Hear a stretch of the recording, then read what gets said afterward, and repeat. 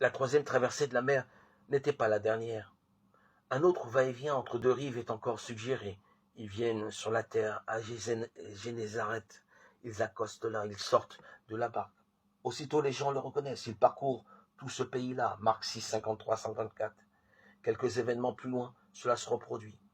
Aussitôt, il monte dans la barque avec ses disciples et vient du côté de Dalmanuta. Marc 8, 10. Le temps d'une controverse avec les pharisiens, de nouveau, il s'embarque et s'en va de l'autre côté. Marc 8, 13. Jamais le parcours initiatique ne semble définitivement aboutir sur une rive. Est-ce parce qu'il ne produit pas un résultat qu'on pourrait évaluer comme acquis? En effet, l'évangile de Marc noue à cet endroit les deux chemins d'expérience qui structurent son récit. Les traversées incessantes que fait vivre le chemin derrière Jésus et l'itinéraire tracé dans les événements qui se produisent avec Jésus. L'expérience de perte et d'écroulement que le récit raconte à propos de ceux qui regardent et entendent, et le processus de regestation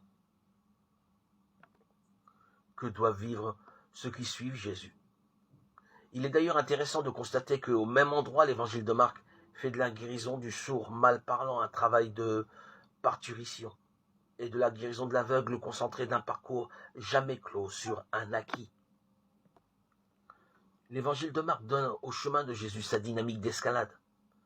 C'est là aussi que devient plus concrète la mise en travail est imposée à quiconque veut entrer en chemin derrière Jésus.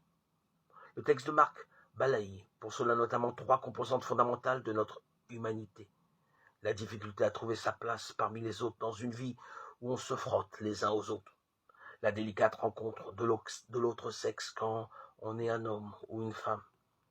La recherche de l'assise personnelle dans une vie où on vaut souvent parce que l'on a et non parce que l'on est.